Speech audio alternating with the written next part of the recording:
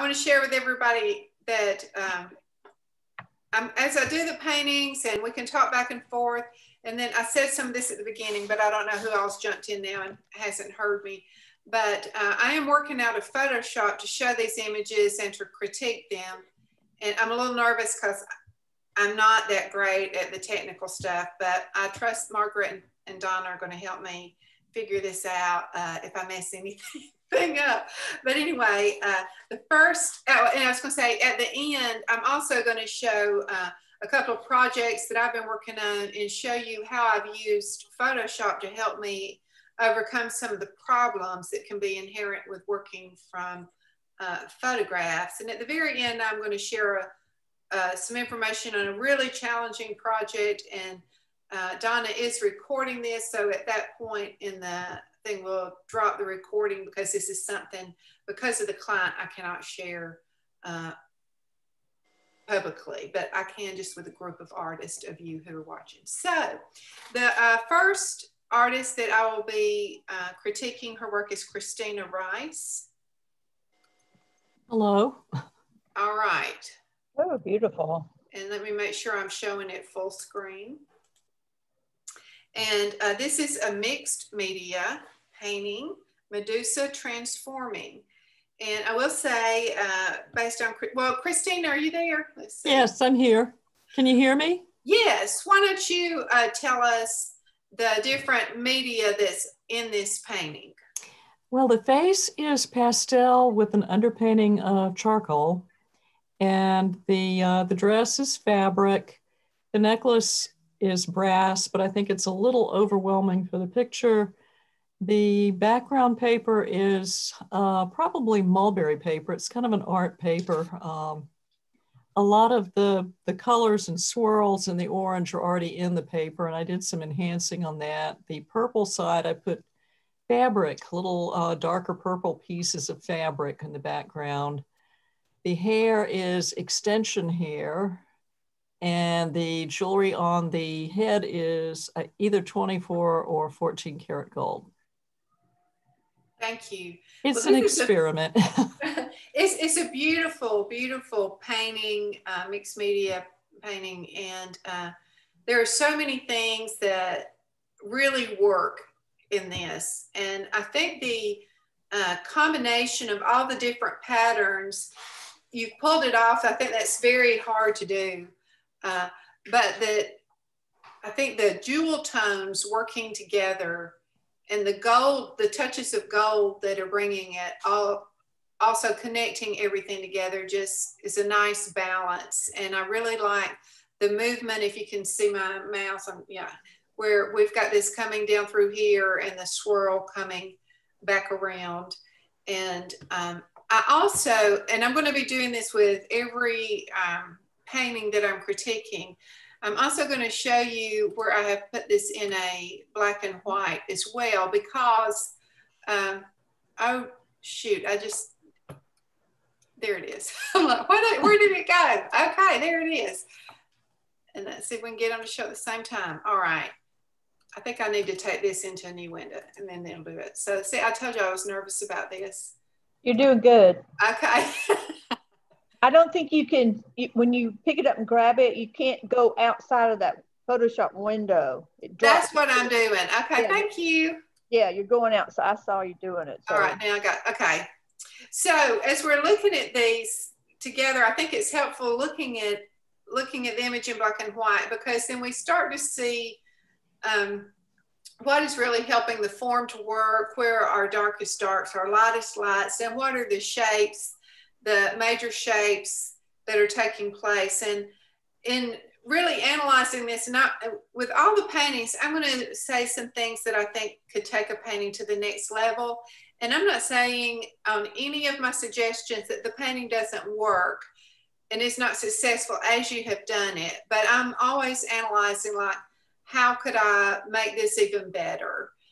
So I hope you will take it in that spirit, that this is constructive and to just try to be helpful. And then if you disagree with me, then just throw it out. But I would say that there's this wonderful movement and softness. And then when I come up to this line right here against her neck, Hey, Carol, to me is, Carol, I'm sorry. What we're seeing, there's a big gray block over the color. there sure is. Let's see. Okay, yeah, just bring it down. There you go. You're good. Okay, thank you. I forgot to look over at my laptop. I have it on my laptop so I can see what y'all are seeing.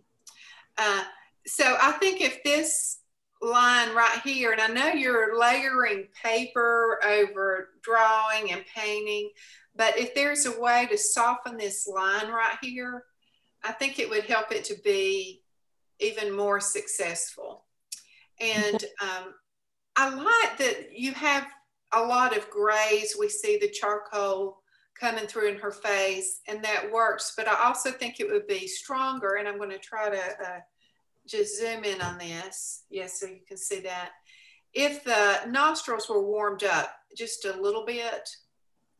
And the other thing I noticed is we have the axis lines that run through, you know, the eyes and the nose and the mouth will be all on the same axis.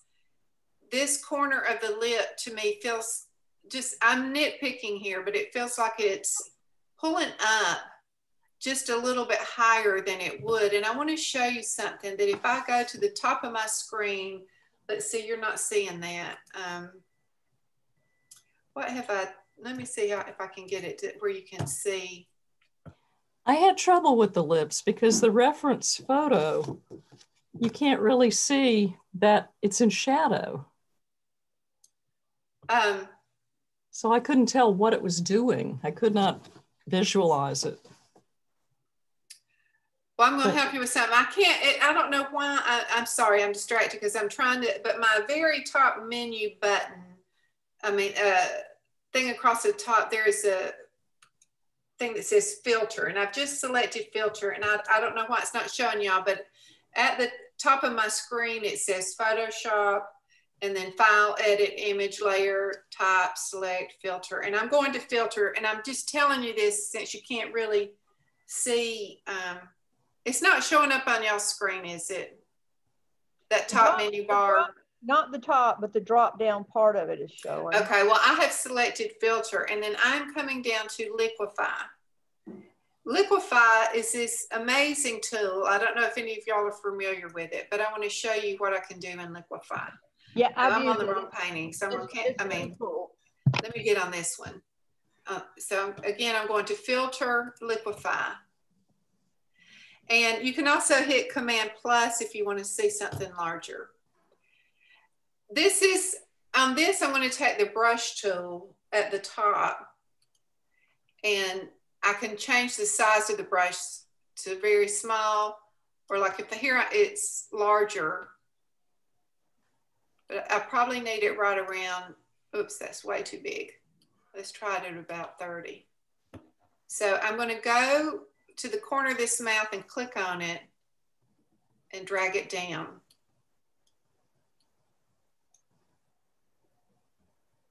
And see how that's already changed that? Uh-huh. And then the other, I'm going to show you some other things you can do with these things, but that will just show you in correcting that, how it feels better now that it's not as strong. I can also go to the left over here to a clone, and you could do something similar with clone and grab it. I need to make my brush size a little smaller, but you can grab it and move it in that. And anyway, and the other thing is just to soften this corner. So I've just gone right there and just soften it. And it just, to me, makes it a little stronger painting. Yeah, I can see it. But anyway, that just shows you if that one little corner of the mouth, that's a very minute thing, but, and then adding that warmth in the nostrils, I think would be very nice. It's beautiful, and great job. Thank you. Okay, the next person that we're going to look at their work is Jill Eberly, and I'm going to bring up her first painting. Gwen, Jill, are you on here? Yes, I am. Hi. I didn't want to critique if you hadn't joined yet. No, there is, I just let you know that there is a National Night Out Policeman Fireman Parade going on outside my house. So it sounds like there's sirens going off like crazy. So I'm just going to mute myself unless you ask me something. Okay. Well, why don't you tell us real quick about Gwen, how you painted her from life, and then we'll. Okay. And maybe they're gone now. I have people come in my studio and just sit and usually do a 3-hour just a head study with them. And then I will take a photograph or two and usually spend another 2 to 3 hours finishing it up. So that's what this was. So I did 3 hours live and then about another 2 finishing it. Well, it's really a beautiful painting, and there's a lot of sensitivity in it, which I love, and I love the contrast of the cools and the warms, and the background color just really makes her hair and her skin tones just sing in this. And I think you've handled the paint really well. I like the way you've used real thin paint, and then you've come in with some heavier paint, and there's some very interesting edges in here. And even her clothing being close to the background color just creates a harmony in this painting that's very nice. Again, I have done a black and white image for us to study. And when I look at this, I think one of the really nice things jumps at me is in the eyebrow, the little highlight that you have on this eyebrow, just how beautiful that is. Just those little marks there is just so nice. And as I'm studying the shapes of the hair, because in painting hair, it's not about the individual brush strokes, even though they're really nice. If we look over here in the, and that's, are they overlapping, or y'all, is your view good? They're together, they're good. Okay. Like the individual hairs around the edge and all that's really nice, but it's the big shapes that really tell the volume and the form of the hair. And I think that something that would strengthen this is there's really 2 main shadow shapes in here. And so I'm on the black and white image now to show you with my mouse, but as we have this shape that comes around, contours around the side of her face and comes down here, to me, it could be a little stronger if this shape was not so much like a line coming right through here. And if it just maybe broadened out for a little bit more interesting and wider shape. And then right here, we have this smaller shadow over here and on the left side. And I think, again, the shape of that could just, with just a tiny bit of brush work, could be improved, maybe broaden it. Honestly, you could take this whole bottom triangle and strengthen it a little bit in value, not a lot, because one of the things to me that works so well in this painting is all the subtleties, and the way you've played the light on the form is just really beautiful. And let's Thank look you. at That's helpful. Thank you. Okay, good. Yeah. And the only other thing to me, and this is just being very particular, but this line that comes down right through here, that black line, to me, it's getting a little bit too much tension. And maybe because it's running so close to her hair, I would almost just rather see it go off the canvas if you want some of that movement like that. But there's no other mark like that in the background. So that just kind of jumped at me on that. Okay. I can tone that down. Yeah, thank you. Beautiful. So now this one, what's the size of this portrait? This is Lil looking forward. It's 24 by 36. This is really a big painting. And you said, we're not seeing the whole thing, are we? Not quite. That's I'm it. trying to keep it from dropping into that menu bar. Okay. Now we are, right? Yes. Okay.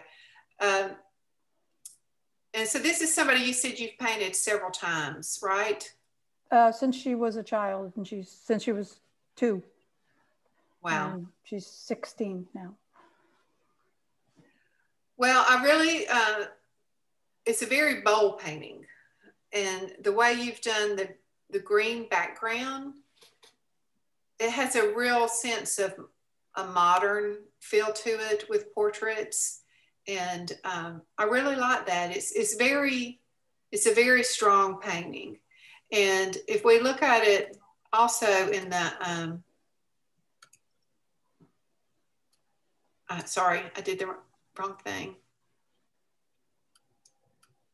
Y'all, I did this, I'm doing this again. Here we go. I'm trying. You're doing great. Okay. So now you can't see that. I've got to get it in that. I need to enlarge this overall window. Is what I need to do. So you can see them both.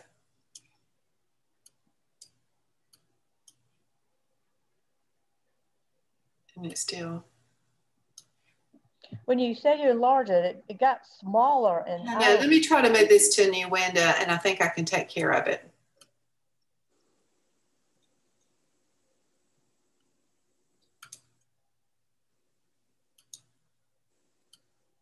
I told y'all I was really nervous about this. Don't worry about it.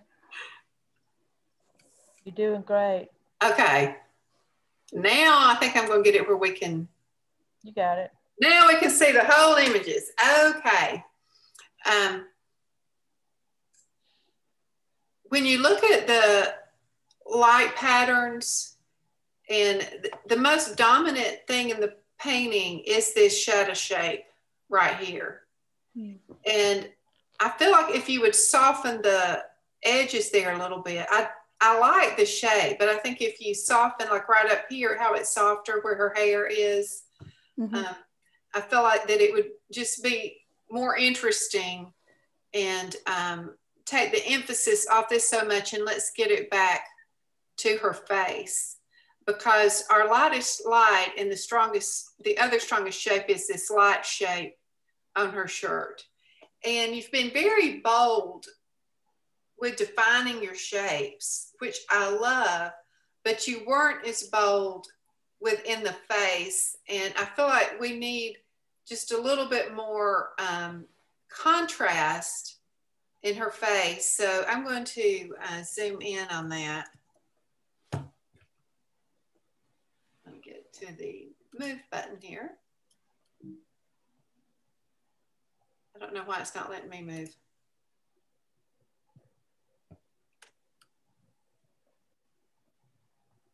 Sorry for all you techies who are looking at me and you're probably screaming in your thing. But I know how to Photoshop. Go back on it and then use your zoom tool right on the face. It will zoom on whatever area you clicked on. Okay, so I need to, let me do a new view. You back it up on screen. Yeah, like that. Okay. And anyway, when I look right here, the strongest thing in her face is this line right here at where her forehead comes into her hair. And I think if you soften that and just strengthen, I know that her eyes are in shadow, especially this one with the hair to some degree, but I do think if you strengthen that a little bit and gave us just a little more variety, it would make her expression stand out more. And then the shape of the hair is reading more as big shapes. And I think within the hair, like we can especially see it, I'm gonna look at the black and white side. So the top half of the hair around her head, I really see these shape patterns, but down in here, when I squint, it's like this whole triangle right here. Can y'all see that as I'm moving my mouse? Yes, yes. If this was strengthened just a little bit, I think we would feel the form of her hair more. I can actually probably show you if I just take this, if I grab my burn tool, and if we strengthen that, do you see how you're just starting to see the volume of her hair? Absolutely. Just by strengthening that. And anyway, and then I think it also, on the same token, could be interesting if this side where the light's hitting was a little bit lighter. Absolutely. Sure. Carry that through more. Yeah. Right. So, and then when we go back, I want to go back to this, the whole painting. I like what you've done and how you have created a design and a composition that is not traditional, and we don't have her more toward the middle. But I do feel like visually, it's a little top heavy, and I think part of the reason it feels that way to me is because this line that runs diagonal through her head is pretty much dividing the canvas in half. So even though you have raised her above the halfway point, she's not, if she were just a little taller in here, I feel like it would work better. So I'm going to just show you, if you did something simple by cropping just a little bit off of the top, to me that feels a little better, because now this isn't dissecting as much in the middle, and you still have that space above her. And of course, that's just my opinion on it. I see what you're saying. It is on a gesso board, a cradled gesso board, so it might be a little difficult, but. Oh yeah, that probably would be difficult. But I see the difference that you're talking about, that it makes, absolutely.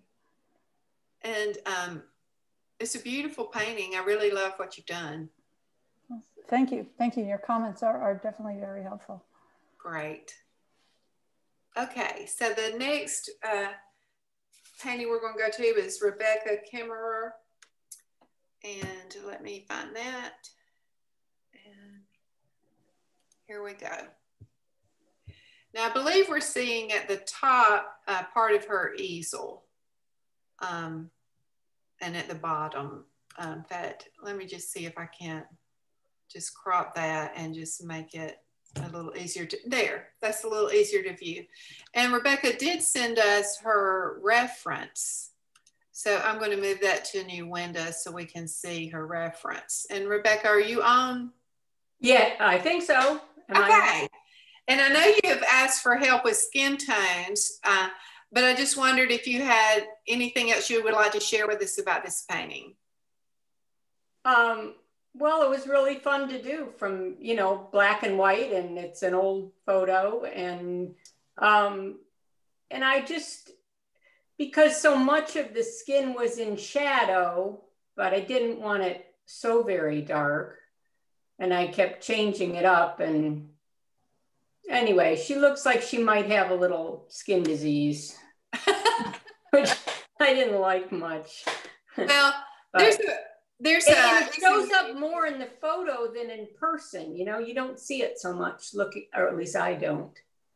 But well, I will say that one of the things that the thing that jumped out to me the most is as we view it, the right eye looks glassed over. And I know the eye's in shadow, but I want to show you that, let's see, I was trying to zoom in on this. I don't know why I want, because I'm in the wrong thing. Okay. Let me just go to, I'm going to do filter, and I'm selecting camera raw filter because that gives me a lot of things to look at. So when I zoom in on this, y'all can see that, okay, good. So you can actually see the dot of the iris. It does have a light hitting it, but if you darken that, it would strengthen it. You can also, when I'm trying to understand a photograph like this, I will go to the blacks and actually take them out or darken them trying to figure out how to get the right contrast. dehaze sometimes will help me to figure something out. And even just to blow out the exposure sometimes just to see better into the shadow shapes. So I might make a duplicate copy of it and do one where I've blown out the shadow so I can understand better.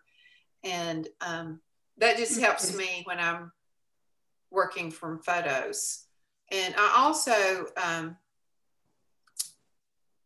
did the black and white copy of your painting. So you can really see here how we see that pupil very distinct, but the pupil is lost here. Yeah. So right off the bat, I would add that in.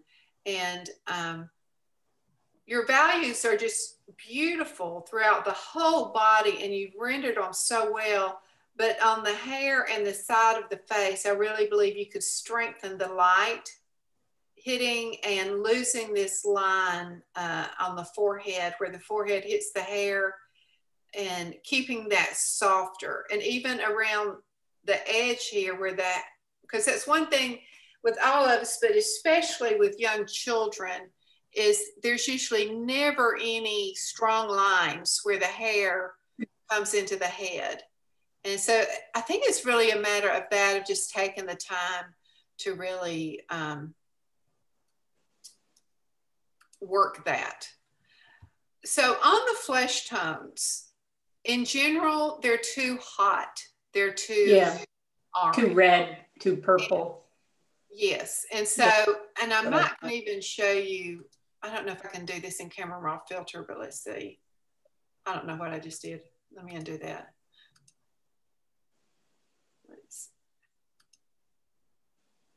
Well, it's just going to an automatic thing. I don't know why. I hope it doesn't start doing that on everything. But anyway, if you could, the light is coming from the left, and I'm going to assume that it is a cool light, daylight, that is hitting the side of her face. And so the shadow side will be warm. You have everything warm. So on the cool side, if you would cool that up, and one of the mix, I mean, there's a lot of different color harmonies and way to do it, but you need to mix some blue or some green into your warm color and lighten it up a little bit to get that play in there. And even under the arms, which they have more movement in color than you've done here in the face. But even here, if we could get a little bit more of the cool tones, some lavenders or some greens. And I think to ask yourself when you're analyzing color, and I know you're working from a black and white, but what I would do, and I've done this in working from a black and white reference before, is I've actually pulled paintings of a subject that's near that age and that has a similar lighting. And I will try to use some of that for reference just for time. So I've even just held up my hand in front of the flesh, if they're Caucasian, to see, you know, is this starting to have life in it? The other thing is, and it's something we fall into in painting from photographs, is we tend to paint what we see in the photograph. And I think this would be like a lot stronger. I'm just grabbing like super quick this magic brush, and I'm just getting half of it. And I just want to show you, if I go in and darken the left side, how much stronger. Now you wouldn't leave a line like that, but I'm just trying to show you real quick. Oh, if you did that, what a difference that makes. And honestly, I think you could lose those two trunks right there and just let that just be not even I don't think it's adding anything, and just let that be a shape. And then over here where we have this chair, and let's see, I want to get back to the reference. Now we can see, okay, the chair in the reference, I see the curve of the chair. And in the painting, I don't feel that. Like, I didn't know what that was at first, so I looked back at the reference. And so I feel like if you could get the curvature of the chair going on there, that it would be very helpful. And because that's really beautiful, and even put in a little bit of that detail in there. In the curve of going, you mean, okay, I guess I don't know what you mean. Okay, well, let me, you mean it's not straight across? It's not only, I don't know what I've done that I can't control my, there we go. Okay, if you study this, you can feel that there is a bow to the back of that. Oh, yeah, okay. It's not straight. And the reason you can feel that is there is a highlight right here. Yeah. And then it deepens. And then as light is hitting this side of it, it lightens back up. And so it is value more than the design. Yeah. More than the outside shape that is saying there is a curve, there is a bow to this chair. Right. Got it. Yeah. Okay. Thank you. But great job. Just keep strengthening the play of the values, and then play around with cool tones and try different mixtures to see what would work well. Yeah. Okay. I think compliment. I always think compliment. So if I have something that's predominantly orange, then I might want to add blue to it to neutralize it. I mean, you can just take, what is it, a burnt sienna, and add cobalt blue to it, and that's a great color combination. You can take alizarin crimson and add some green, cat green pale or viridian to it, and some white, and neutralize it. You know, I wouldn't have more than 3 colors in any mixture I was doing in the lights. Just go for simplicity. Sure. All right. Thank you. That's helpful.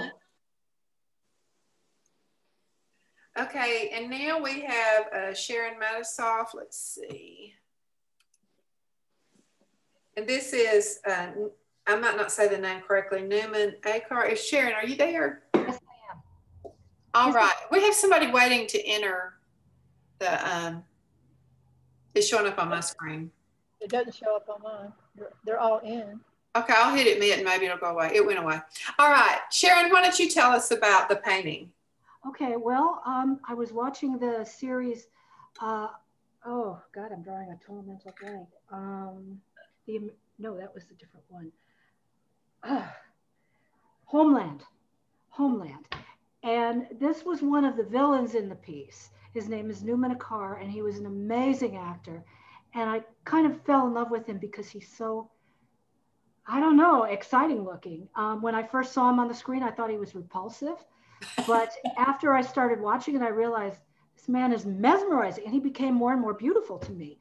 So after it was over, I found myself thinking, I really need to paint that man. I just have to do it. So this is my homage to Newman Acar. All right. AKA Haqqani, bad dude. Well, you know, you can feel that in this painting. I mean, he looks like somebody I wouldn't want to run into. Trust me, you wouldn't, no.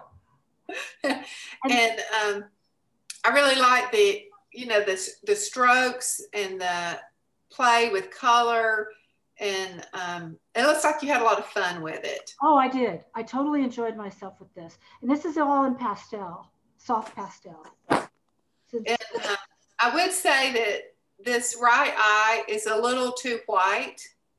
It jumps out more, so. I can see that. Yeah. And also, I think the detail in his costume, of course, I don't have the reference of what he's wearing, but the beard and all this is just kind of running in together. And so this bottom half looks a little bit more like a blob. Mm-hmm. I'd like to see, even if it's very subtle, just some differentiations in that. Mm-hmm. Okay. Here it is in black and white. Mm-hmm. And one of the things I noticed is like this, and it really jumps in the black and white, is the whole top of the headpiece. Mm-hmm. Almost all it's the same value. And I think if at the top side to the right, because the light's coming from the right, if that was a little bit stronger right there, it would just even give more form to the piece. And, you know, I think the biggest thing is just to strengthen where the edges are lost here, and we can't tell where the beard and clothing run together. But honestly, there is an atmosphere in it as well. And, you know, I mean, you're really drawn to his eyes, and he really grabs you. You know, as far as the beard and the clothing, I definitely see what you're saying, especially when it's in black and white. But I wanted your full focus to be on his face. Well, and it is, and you've been successful in that. And particularly on his eyes. And I've always been a very detail-oriented painter, but I'm moving more into Impressionism.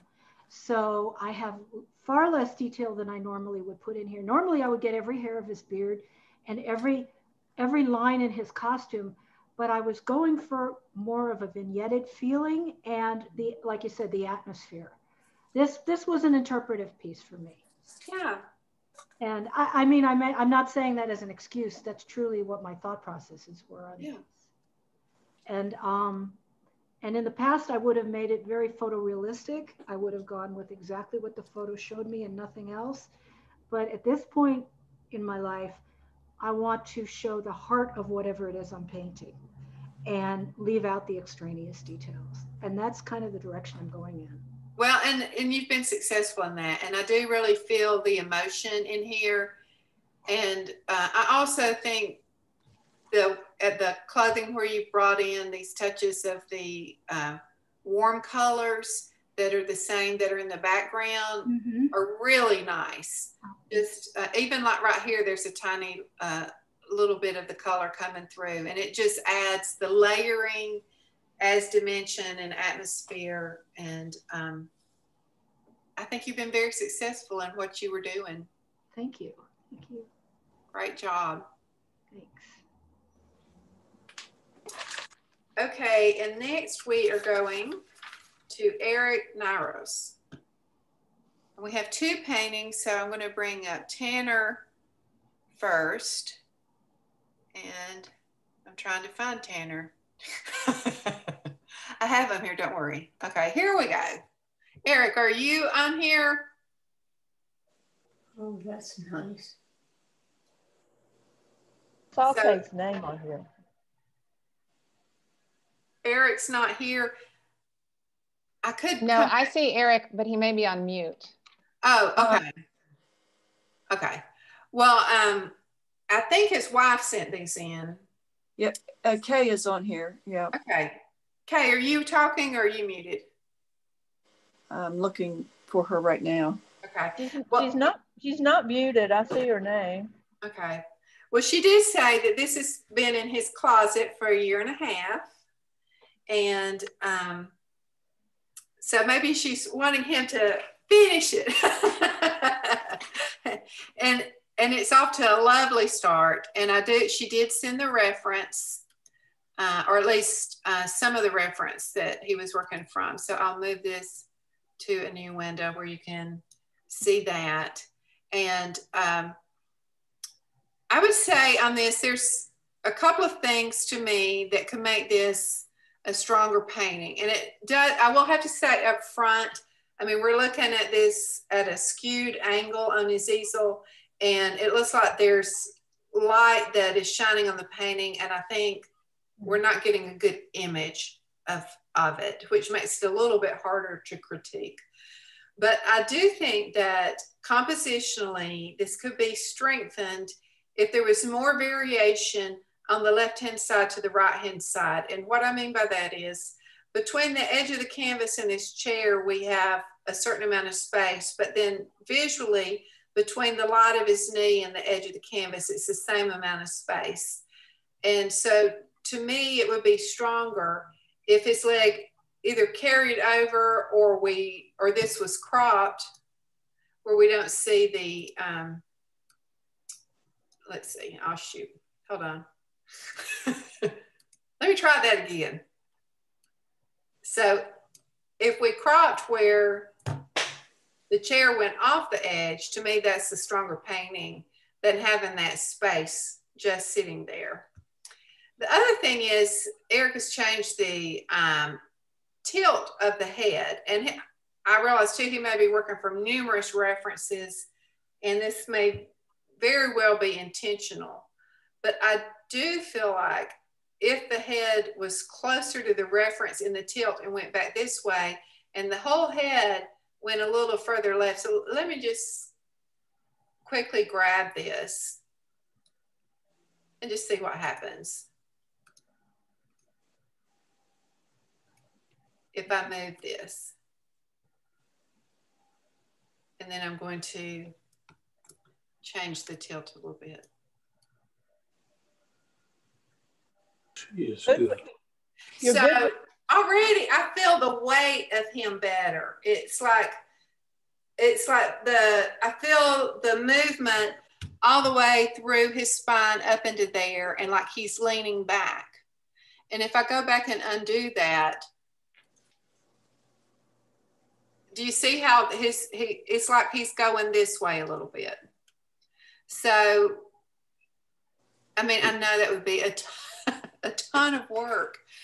And, but I do feel like scraping down the head and shifting it just slightly to the left and changing that angle would just really draw us toward where he's looking toward, that we would feel the compelling of him looking in that direction. I do think the shirt is just handled beautifully. I love the shadow shapes and what's happening here.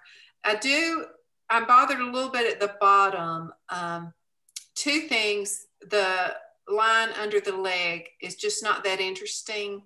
It's just such a straight shape. And I'm sure that's probably how it was value-wise, and I'm gonna grab this real poorly right now, but if I take that shape and I go in and darken it, let's see, why is it saying it can't do that?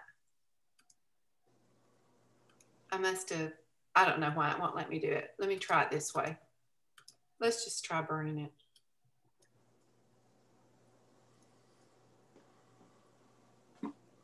Oh, I bet I need to flatten my image. It's because, sorry, that's what's messing everything up.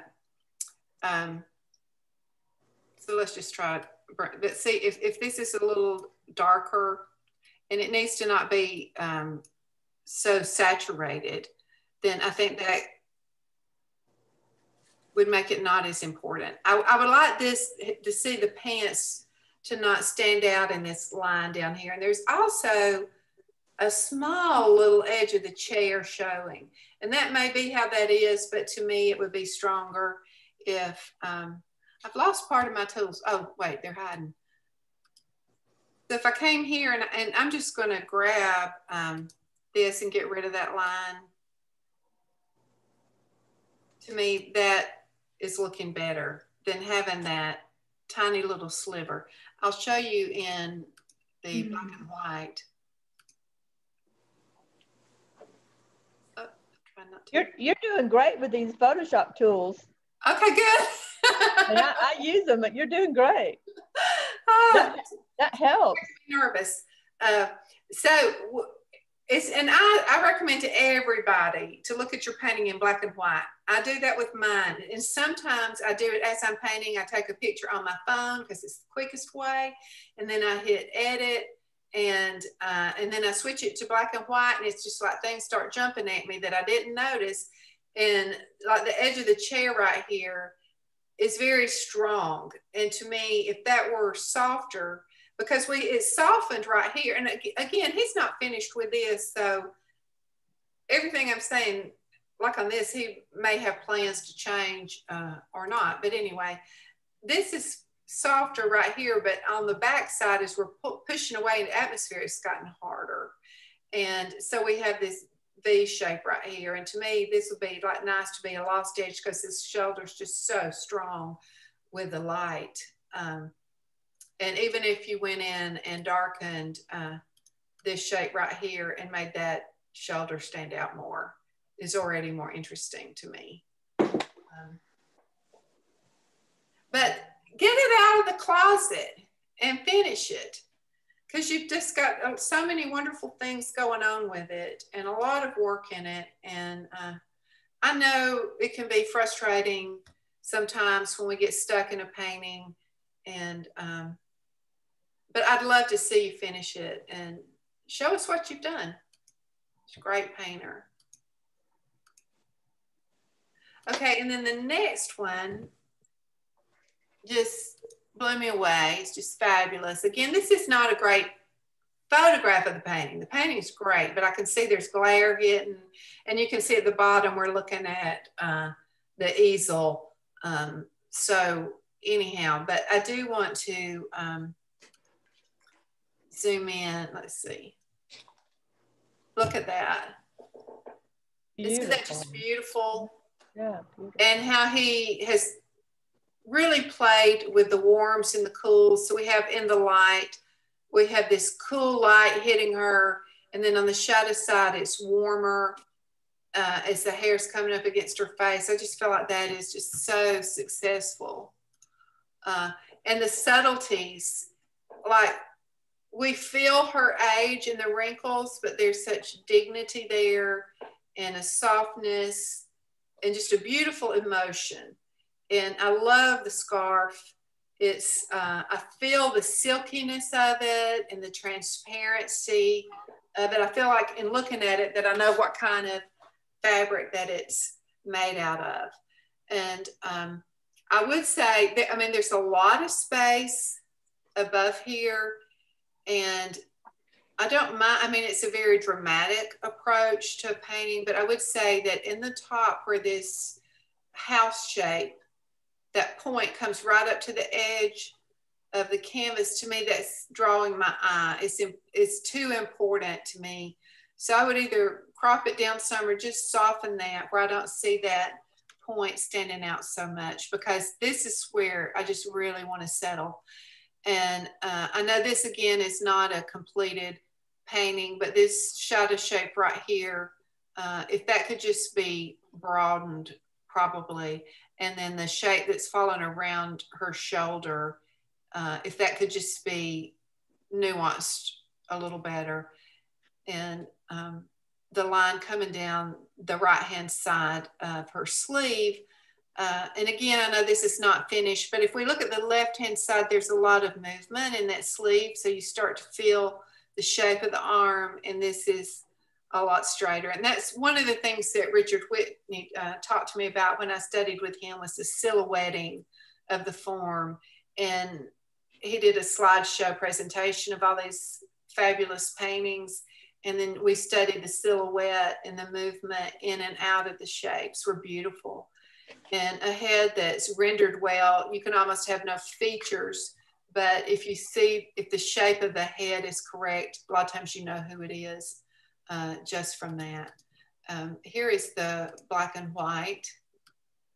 So one of the things that really jumps when we look at it in black and white, the brightest bright is this white in the scarf, and it's beautiful. I love the stroke. But you might want to, in this lower section of it, of that stroke, like don't mess with that top, but just knock that down in value just a little bit to keep, if you want to keep the head as the, where the focal point is. You may want that to be your lightest lights. These are decisions we have to make, and we don't have to go by how our reference was. As artists, we choose where we want to bring the eye of the viewer and what we want them to study. But this is a beautiful, beautiful painting. I love the purples. See that under the neck? And we were talking about when somebody has a lot of orange in their skin, and this is cooling it. We're seeing the reflections coming up from the scarf. And this is just got a lot of nice variation. Beautiful job.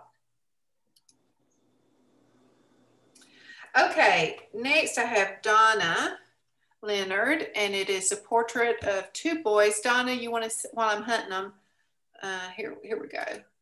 Do you have anything you want to say about this? Just two of my grandsons. I think I sent the image I painted it from. Yes, and I have the reference right here. And so I'm going to move that to new window. Okay, let me scoot this over where I think, oops. Trying to figure this out. Okay, now can y'all see them both together good? Yeah. Okay, so as I was studying this and looking at the reference, I think one of the biggest things that could strengthen this is value, and to really play around in adding some of your darkest darks and your lightest lights. And if I look at the copy I made, let's see. Didn't I have one? There we go. Let me bring this to a new window.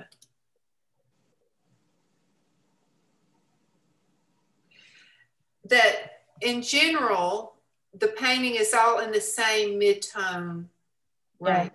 I see that. But when I go to the reference, and I have a copy of the reference that I did in black and white.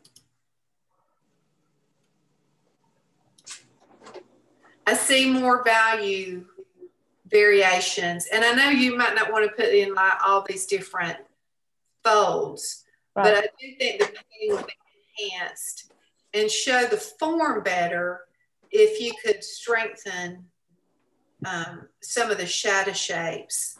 And because right here, I really feel his shoulder going back because of the shadowing, and I don't feel it here as much. And the shape here between this leg and his younger brother's leg, I think needs to be strengthened, because he looks a little bit like he's floating here. And at first I couldn't tell if he was sitting on something. And then when I went to the reference, I realized he's really sitting on this knee. Yeah, he squatted down. But I don't feel it as strong. And part of it is the value and the shape needs refining here. I realize that there's some, when I go back to the reference, there's some distortion here, that this is getting too skinny. So I understand why you widened it, but I think you've widened it too much. I need to feel the knee would be up higher, like the top plane of the knee. Yeah, okay, I see that. Is really right there. It would line up more with the hand. The bottom of the leg goes way back. You can see his foot there. Yeah. And so it's fine to take that foot out, but I think we've just got to get the knee up higher and just get even like the shape that goes around the side of the knee here. Yeah. And then in the fingers, this is a real hard, when a hand is cupped like this, it's really challenging. But there is, if you squint, all these four fingers are in a darker overall shape. And here in your painting, this all reads the same value. I don't see this shape defined. So if I've selected something. Let me do this because I grabbed this earlier. I do think if you darkened the background, you can play with this. So I have just grabbed the outside of it with a select tool. This is something that's great in Photoshop because you can look at something and see, do you want to do this or not? So you can take this and say, well, what happens if you make the background darker? Then they stand out more. Or if you made it really light, that doesn't work. And if I cancel it, this is back to where we were. So I do feel like, especially, let me unselect that and just grab, say, like we just grabbed right in here. I'm grabbing it real sloppy. Okay. And we just darken that. See how they're already starting to sit on the ground better? I mean, that's really rough. Yeah. And even this leg now getting darker than this one is making this leg go behind him. And I think you feel it better. Oh, yeah, I see it. How they're sitting. And I also think, again, in the hair, and let me get to the, where I have it in black and white. Let's see. Here we go. I think it's a matter too of strengthening the values here. Now you changed his bangs. Well, my daughter saw it painted with the long bangs and she freaked out. I can't believe you painted his hair like that. And I said, it was long and it was down. Anyway, that's why I went to another photo and his hair usually sits cropped up. So I did change his hair. Okay. Well, then we'll totally ignore this one on how his hair is. But I would say on the younger brother that we could have a little bit stronger sense of the form of his head if you strengthened. There's like, when I look at the reference, there's a shadow shape right through here. Right, not darker. Yeah, and so if that was darkened right through there, already, see when I do that, how much it gives form to his head? Absolutely. And then I was just going to show you one other thing I do on a reference sometimes. So let's just look at your reference photo. This is a challenging photo to paint from, and we've all struggled with this, especially with outdoor photography, where like the older brother, there's a nice sense of shadow on this side and lighter over here, but with the younger, it's a little flatter. And because in general, the light is coming a little bit more, it seems to me, from the right, even though it is a frontal light. I think it could be interesting on this to, what I'm doing right now is I'm going to use my burn tool, but I'm going to, instead of it being on midtones, I'm going to go to it on highlights. And then I'm going to just come against this light and just darken that a little bit for my reference. And these are things I do playing around with things just to see, well, does this help or not? Like before I do it in paint. And then lighten that. And then I just start getting a little more form on the head. Now that helps, just seeing how you're using the Photoshop tools. I've got them. I usually don't do this, so this is a great tool. Yeah, I thought it might be interesting for me just to show you, like, well, this is how I tackle it, because this is one of the issues in working from photographs and out in full sun. Yeah, yeah. So hopefully that was helpful, and great job. Very helpful, thank you. Okay, and next coming up is going to be Margaret. And this is going to be interesting and fun because Margaret, how long have you been working on this? Well, not straight 9 months, but I started it about 9 months ago. And it's been just, you know, part of it you like, and then the rest of it you scrape over and you play with it over and over, which has been the problem. All right, so y'all give me just a minute because I want to line up some things. And hopefully I won't lose them while I'm doing this. I'm getting a little more comfortable. It's a case of not knowing where you're headed when you start something, and then you get lost along the way. Well, it was so interesting at each stage that you sent that I loved seeing the different stages. And I'm like, oh, I like that, but I liked that. Well, I like that. At least you took pictures of it. Okay, I know. Okay, so y'all can see it all. So here we are in the upper left-hand corner is her first pass. And Margaret, interrupt me at any time, anything. And then here we have the second, and then down here the third, and here we are current. And she did tell me she wasn't finished with the face. In fact, before I start talking about it, Margaret, just say whatever you want to say. Well, I found a number of compositional mistakes as I started, and I just tried to keep going. I tried moving the horizon up and down. I started out initially with they were actually rows, in the field going off into the distance behind the subject. You can see them in that first one, yeah.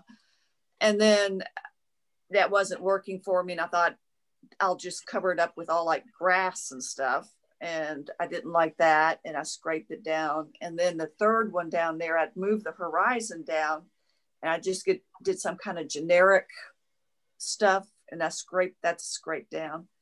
And I went back to putting the fields, the rows in there in the last one, and getting some more of the actual landscape in. And the landscape is not done, especially like around his face. And in the shadow side of his face, I did not finish. I like the light side. I'm not going to go back and mess with that on his face. Mm-hmm. I feel like you've seen that second one up there, I've had a stronger sense of the sun and the light, where you can get a sharper shadow on his shirt in that top right image. Right. And then I've lost that as I've come down to the fourth one. That's something I'd like to go back and address and try and maybe darken that shadow or either lighten the shirt up. I'm not sure. But I had a hard time with the shirt because as usual, the photographs aren't what you want. And, I'll just let you have at it. I don't know what to do. Well, first of all, kudos for experimenting and putting a lot of thought in it. A lot of times we just take a reference and we try to copy it and we don't experiment and try things. And so I love it. I love your brush work, the sensitivity and the play of colors going on in here. I'll tell you, when I first looked at all these, and I like every one of them, but the second and third pass were my favorites initially. Mm-hmm. And I think there was such strength in those, and in the breakup of the space, and the freedom and the strokes. And I just really liked what was happening. But then when I get to the bottom, there's some really wonderful things happening in this as well, but it's more confusing because of the strong rows going on. But I think like how you've laid in like the clouds on the sky and the trees, and on the right hand side there's just some beautiful things happening. I will bring up the black and white, and let's just do you have the actual photo reference? No, I did not send that to Carol, and I don't know that I could find it right now. Okay. That's okay. I didn't know if you had it.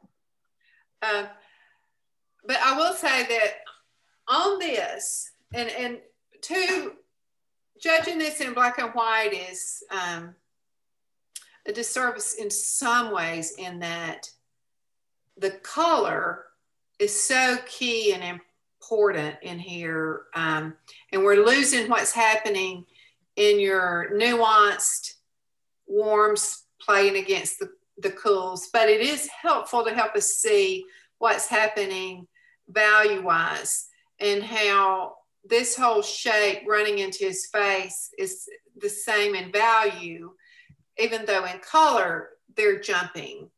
But I played around with this because I was thinking, well, at this point, you've done so much work and there's so many wonderful things going on. What this woman right here to make it nicer? And so good. I played around with.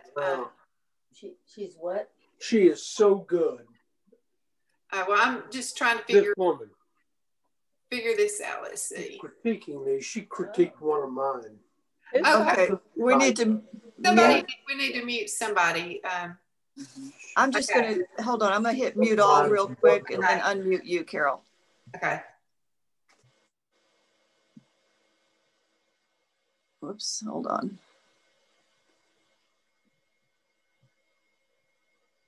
Okay, you need to unmute yourself. There you go. There you are.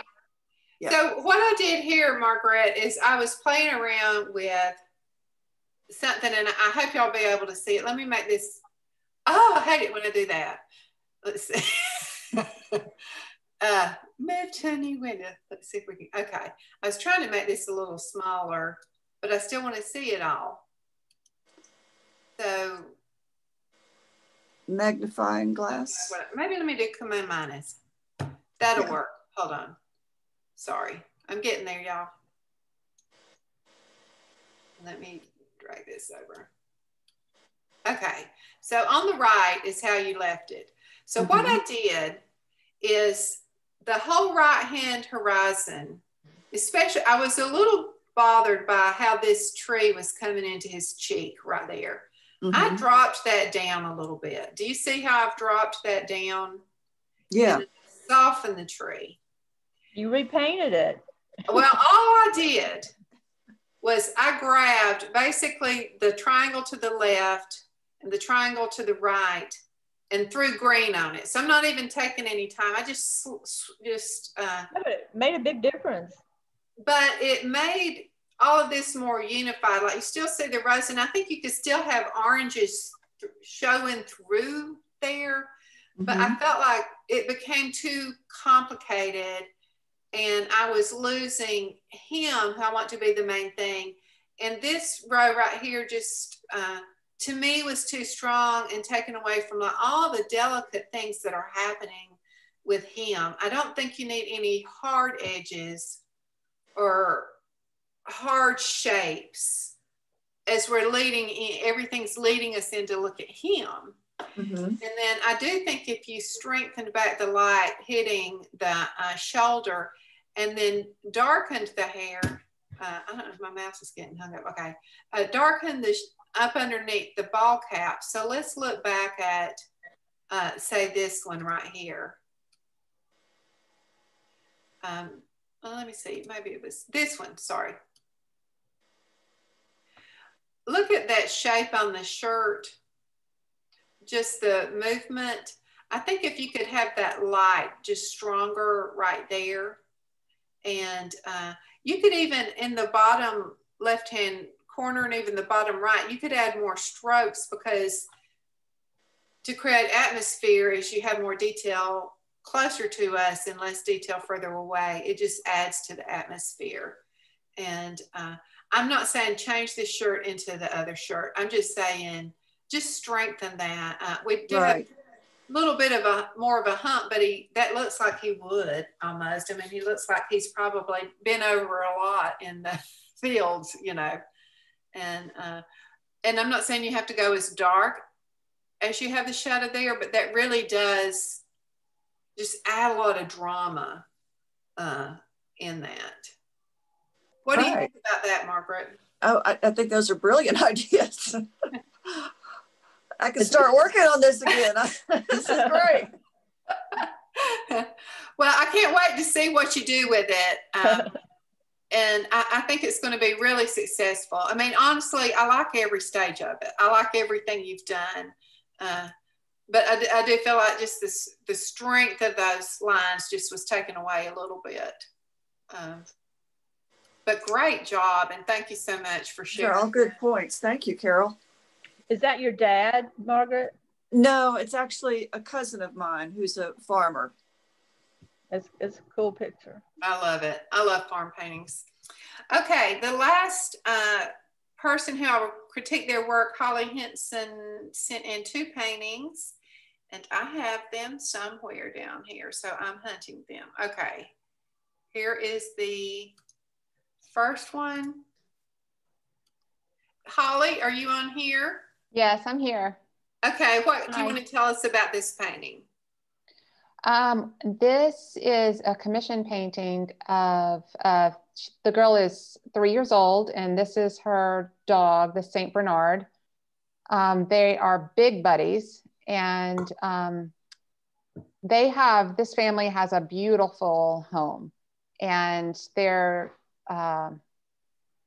everything means something to them. So we did it, an interior setting for the painting, standing at the threshold where you're actually exiting their home to go outside. And it's quite large. It's 42 inches by 40 inches. So. And how long did you work on it? It took me 2.5 months. Yeah. It took me, I don't think I've ever worked on anything that took as much time as this one did. I can understand that. I would be like starting it, going, no. All these patterns and shapes. And I mean, you've really pulled off just a plethora of patterns and made it into a beautiful cohesive design. And I think your use of texture in the objects in the foreground and her dress and and the dog really helped them to stand out apart from the pattern that's on the wall, and even the drapery here in the background behind the piano. And the perspective is just beautiful. I mean, we really feel the depth of the space behind her, and I like the emotion of it. And she and the dog both looking out the door for who's coming or where they're going is really nice. And this is a monumental painting just in the task of doing something like this. And so I'm very, very impressed with it. And I did do a black and white of this as well. Let me see if I can get them where we can see. I think if I go Command minus, I can get it a little smaller so we can see them side by side. And I know this is a finished painting. I'm sure the client is in love with it. And, but it can be good to analyze it just in the black and white, and to help us in thinking of things going forward. I would say your values are just beautiful, spot on. And the big shapes, I mean, I really like that when you squint and you look at the light shapes, there's almost like a triangle of light that runs through the dog and here. We kind of grip it here and it goes back. And I know there's a pop of light over here, but I really feel that movement that creates that solid triangular form, which is a classic shape in paintings that gives strength to a painting and stability. And the way you've even handled the foreshortening with the rug is just beautifully done. I think the texture on the dress, and it really shows up here. Let me see if I can come in on that. It's just, and that's one of the, I think one of the hallmarks of your work is texture. How you love to get a lot of texture and play in the surfaces, and the cool colors against the warm colors, like even under the dog's head. I love the cool tones coming on, and how they're also reflected, or not reflected, but repeated in the dress. How you, a lot of times colors that are working, if you can repeat that in other places in the painting, it helps to bring harmony, which I think is very nice. And I would say we see that the darkest dark, when we look at the black and white, is the head of the dog. And so this is something that is like totally nitpicking, but the piano is also the same value. So if I take my eyedropper and I touch the dog, we're the same on the piano. So you can, as a tool, and this painting is very successful, but one of the tools to create space and keep the interest in the foreground is that this would be painted slightly lighter than the darks in the foreground to push it back even further. And also to soften it even a little bit more. So if we come back here to this, and I'll just grab this real roughly.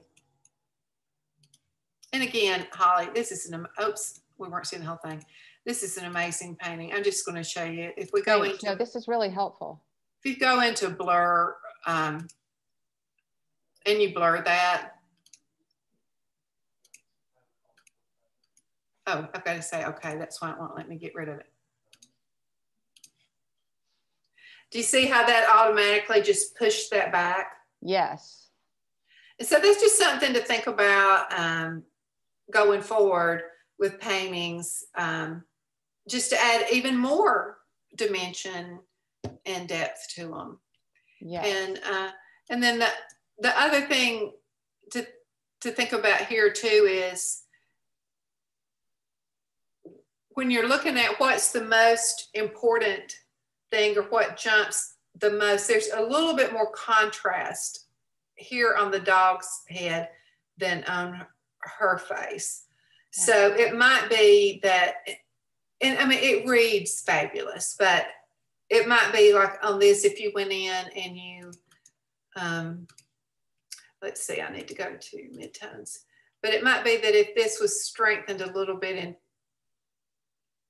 in shadow around her face, I mean, highlights, then that might just make her head jump a little more. Yeah. I see that. Or, I mean, you just think outside the box on something like that. So that's just why it's helpful. I mean, this is, honestly, there's something happening here, and I'm going to exaggerate it, but I think that's really nice. And it's just the way my eye sees it. But it's like there's a light moving through here. And do y'all see that kind of shape right there that kind of draws you in? And I kind of like that coming in. It's like drawing me down. It's very muted, but I sense that here, and I just love that overall shape that I'm getting like right through here. It's just beautiful. But this is an exquisite painting, and I'm sure they're thrilled. All right, and then we have one more. Huh? Carol, can I ask Holly a real quick question? Oh, yeah. The little girl and the dog together are just posed so wonderfully, and they interact. Did you have to piece that together, or did you actually get a pose that works like that with the photographs? I did not have a pose exactly like that from the photographs. You know, I've done sittings with children and dogs or pets before, but I've never done one with a pet this big and heavy. And I don't think I really appreciated until I got there that you cannot just pick up the pet and move it to where you want it to be. When, you know, like I've done before, you know, with the pet, you know, we'll just kind of move it around, put it at the child's feet or in, you know, in the chair with them or whatever. So every time we were trying to move Mim, and, you know, when she's little, and she was actually sick the day of the sitting. So, you know, she kind of wasn't quite herself, but every time we would move her, trying to move Scout to be near her was a thing. It was an event. But I did get them both standing near the door, looking out like this. And so I had Mim is the little girl's name. So I had her standing there holding the door and looking out. And then I had Scout kind of further to the side of her. And so there was a gap between them. So when I closed the gap, it like created a few issues to deal with. One was that, so the dog is so big. So as you can see, the dog Scout, her head comes out, it comes out in front of Mim, but the body is behind Mim. So I had to try to like envision exactly how that would be in 3-dimensional space if they were actually next to each other, because, you know, this dog is huge. And the dog probably weighs 3 times the size, 3 times the amount that the girl does. And then the second thing is that all of Mim's fur all of Scout's fur on her body was illuminated from the light coming through the door. So I had to try to envision a little bit of, you know, Mim's body blocking some of that light and what that would happen on that side of the dog that was close to the little girl and on her paw that kind of comes down below the girl. So there were a few tricky things to work out. I mean, I did a Frankenstein Photoshop thing where I moved them next to each other, but then I had to really kind of sketch it out a bit and just kind of think outside of what I was seeing right in front of me. Well, the interaction is beautiful. That's why I asked. I just love the way the dog is looking at her, and it's gorgeous. It is. And I also would say that it's just hard to put into words what a challenge it is to paint a child when the dog is really bigger than them and the dog not be too important. And I think Holly, your placement of the little girl and how her feet come out below the dog's. It puts her, and even just her hand coming out to the door, you know, it keeps her dominant. And I think that it also doesn't hurt that she has on such a highly textured, beautiful dress to counteract and work with all the texture going on with the dog. Great. Yeah. Thank you for saying that. I mean, I think there were some things that happened that were kind of luck, but it's true for any painting I've done that I thought worked. There's a lot of luck and prayer. I mean, I really thought when I did the sitting, I would have them a little bit more. I really wanted her touching Scouts, but every time they were close to each other, it was just, you know, every time they were really close to each other, she would just be laying, you know, across him. And again, she was kind of sick. She was excited about the sitting, but she was a little bit not herself. So there was a lot of photos that were cute, but just I didn't think were good reference photos for a portrait. Yeah. It's stunning. Stunning. Yeah, you did a great job. Thank you. There's one other here that you did, Porter, and you've just really done a beautiful job with this as well. And I think I'll just blow this up so y'all can see the hands. They're just so well done. And that's a lot of that is taking time to, you know, we will spend so much time in all the details of the face, and then we try to whip out hands a lot of time. And I would just, you know, encourage everyone to think about how much time you're giving to other areas. And again, your use of texture. And, you know, I mean, his coat, you almost feel like it's a suede or something. And then you feel the seersucker checks in the shirt, which is just really beautifully done. Let me get back where we're looking at the whole thing. Sorry. The painting itself is a little bit darker than, I mean, his skin is a little bit darker in actual life than it is. I wound up with two photos, and one kind of rendered the background, the darks, just too dark. And one really had his skin a little bit too light. I think I sent you the lighter one, but I struggle with that with my. I don't really like looking at it too much. I mean, it bothers me seeing his skin looking. Let me see if we go to DHaze. Lighter. If it'll. Is that closer to how the painting looks? Where I just darkened it? Yeah, probably a little closer. I would say overall, it's just a little bit darker. I mean, you know, I'm being picky, but you know how it is when you look at something for such a long time, and then, yeah, that's closer. Yeah, I know that kind of stuff will drive me. So here I've made it a little darker. I would say, I mean, I think your values are spot on. Let's look at the value painting in black and white, and you see how lovely. The black and white looks like a real photograph of the person.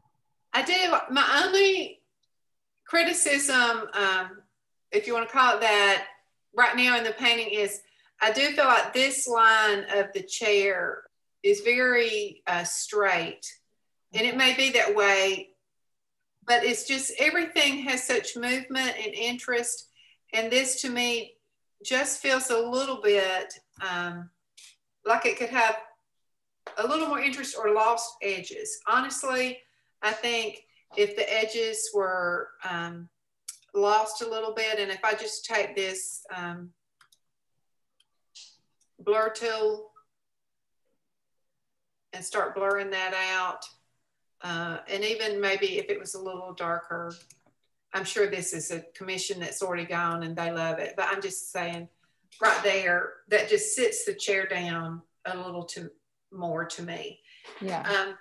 I feel like you've been very successful in the big shapes. I mean, one of the things, there's two things that I'm thinking a lot about lately where I missed the mark. And I'm trying to keep it in my head, and that's form and the big value shapes. So not the little movements in the fingers or the face, but when I just look at a painting, what are the big shapes? And it's really nice, the movement, if we look at the black and white, you can really see it, the big shape of the lights. And of course we have the light breaking through here, but really all this is, when you squint, the V shape here and all this comes in together. And there's just a nice pattern of lights and darks that are happening here. And even the light movement that's hitting the top of this chair, coming around and hitting the hand, all that connection. I look for rhythm and connection. And Holly's done a beautiful job on the silhouetting, which was one of the things that I was talking about, because, and we can really see it in the black and white. See the edge of the sleeve? And like even here, that's not a straight line. There is movement. There's convex and concave shapes. And just even through here, a lot of times we'll get lazy down in here and just not just have the movement that's going on here. And you really feel the metal and the peeling paint and the old chair. I just really, really love that. So if I come back to the painting, and I'm always asking myself, what would be something that could make a painting even better? And when I squint at the color, the greens are all very similar. There are some lighter yellow greens, but the chroma is very strong. And I feel like if you would, in the background, as you want to again have the atmosphere, if there were some purple tones or some cool tones, and even the value changed a little bit. Like I love how the trees are reading all as one value. So I'm not saying, oh, here's a tree and here's a tree and here's a tree. There's this massive shape of foliage, and I love that. But I think if there were some movements, if you look at, oh, Tim, somebody help me, Lawson,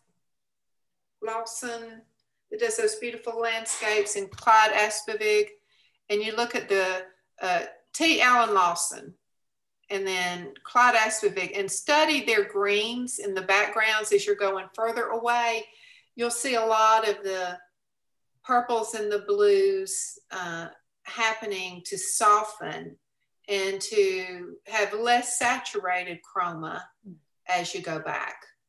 So yeah, that's just the thought. That's really helpful. I'm sorry, what? That's really helpful. Okay, well, another masterpiece, great job. So hopefully these have been helpful. I was going to share just a couple of things. Are we doing okay on time? Yes, 8:30. Okay, what time are we supposed to quit now? No, we had 7 to 9, but you can quit whenever you want. Okay. Well, I was going to show a couple of things that I've worked on recently, and then a couple of ways I use the Photoshop to help me. So I'm going to bring up a painting I recently did. Here's the painting. This is a little girl from Texas. And this was my head reference. So I'm going to move that to a new window. Ah, I did it again. Remind me what I do. I think it went behind here. Okay, here we go.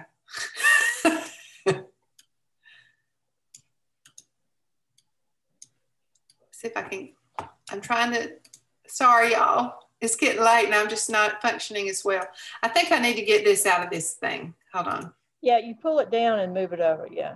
Okay, all right now, all right, we're back in business now.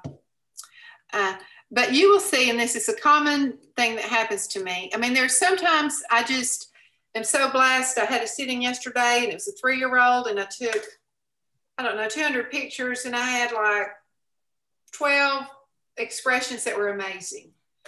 But on this child, it's like I took 500 and I was just struggling to find one to paint from.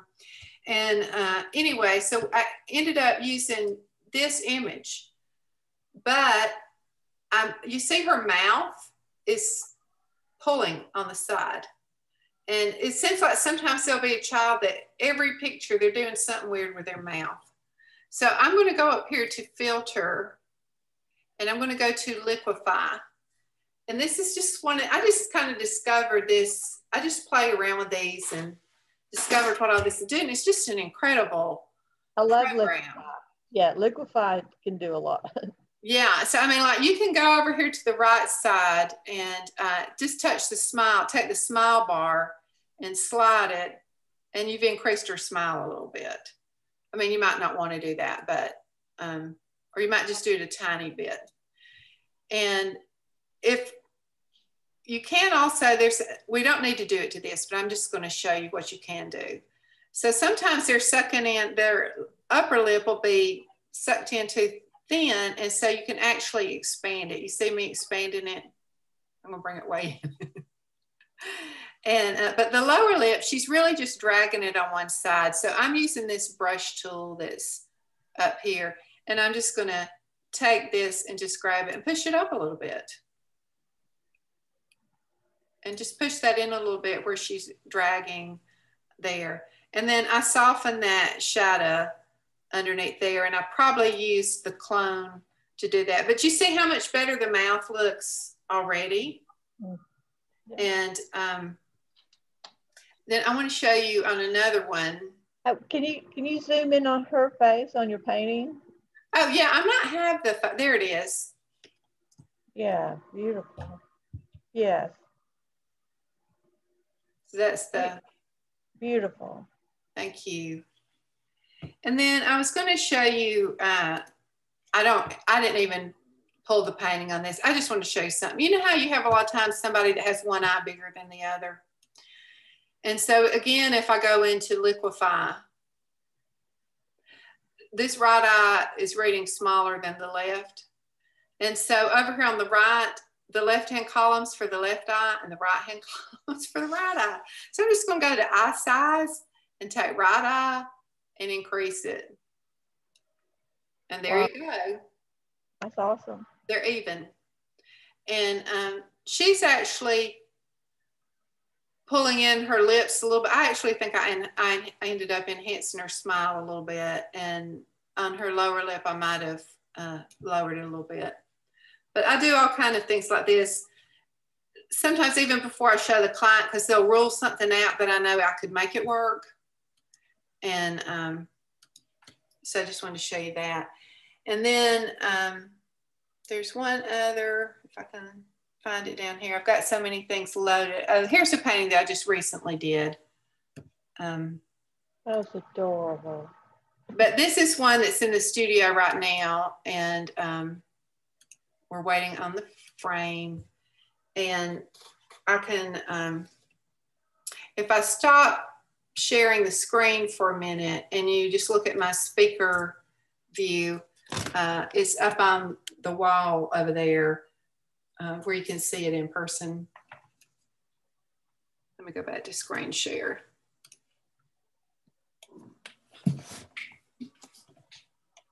Sorry, it's taking me a second. Okay, so we're back to screen share. And then this is a close-up of the face.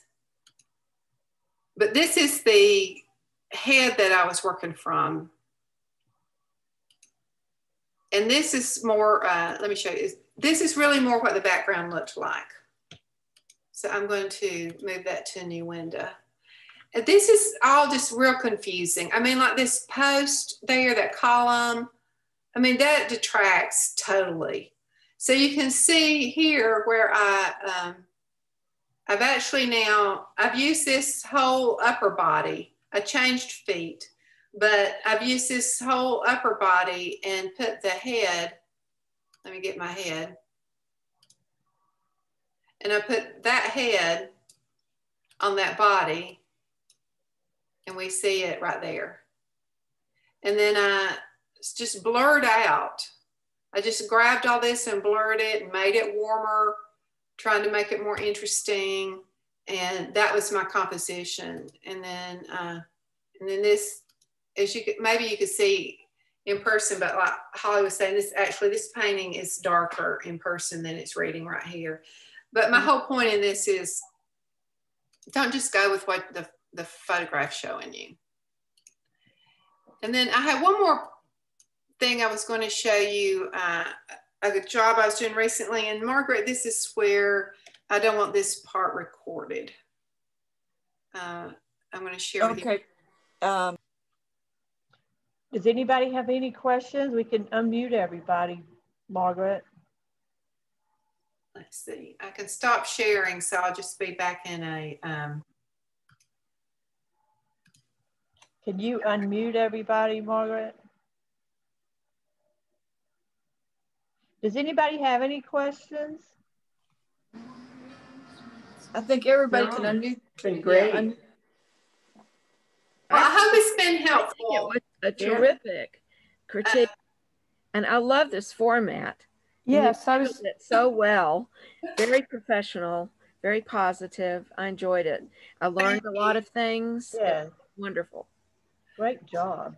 Yeah, well, I just feel like it would be helpful just seeing how I use the Photoshop program, because that's something in a regular meeting that would be really hard to demonstrate. So for those of you who have it or thought about playing, I do it's a subscription. It's, I don't know, $15 a month or something to access the program. And so then every time it's updated, they send you the latest update. So used to, you would have to pay several $100s to have Photoshop, and now it's just a subscription. And then if you want to cancel, you can cancel. So you can do a free month trial. And so if you have a computer that can manage it, I would encourage everybody to get it and play around with it and watch tutorials, because that's how I've learned how to do it a lot. I'm not that great at it, but you did a great job. You look professional. Are you kidding? I'm slow to figure out when I hit the wrong button. I'm like, oh no, what did I do? I can't find that. I'd just like to say that I'm in North Carolina. This is Jill, and I can give you my video here. And I'm in North Carolina, so I don't ever get to participate in these meetings. So this was really terrific to be able to participate. So I appreciate it. Thank you. We're glad you joined us. Thank you. I really enjoyed it too. Thank you so much. Thank you. Thank you, Karen. Yeah, it was great. Thank you, Carol. Thank you. Thanks. I'm in Tennessee and I really enjoyed it. Thank you so much. Maryville. All right. It's wonderful connecting with our people from all over, which we rarely get to do. You see that on the screen that Carolyn Doherty is in Austin, Texas? Yeah. Yeah, I saw that. Karen, are you in Decatur or in France? Indicator. Oh, okay. Yeah. We're just trying to be careful and not anxious to get in a plane anytime real soon. So yeah. But it's great to see folks. It is. Right. Well, it was great seeing all of you, and just thank you so much for the opportunity, and just keep trying things, keep plugging along, keep learning. It's a career where we never master it. Or at least I know I never will, but there's always something to learn and another challenge on the road. So I want to say something. Watch your emails. Our next meeting is still going to be live at Kevin Chambers' studio in November 17th on a Tuesday night. I think that's the week before Thanksgiving. So right now we still plan on meeting there. Great. We want you to wear a mask. sounds great. Well, I will see everybody then. Okay. Thank you. Thank you, Carol. Thank you. Okay. Bye-bye. Bye. Bye.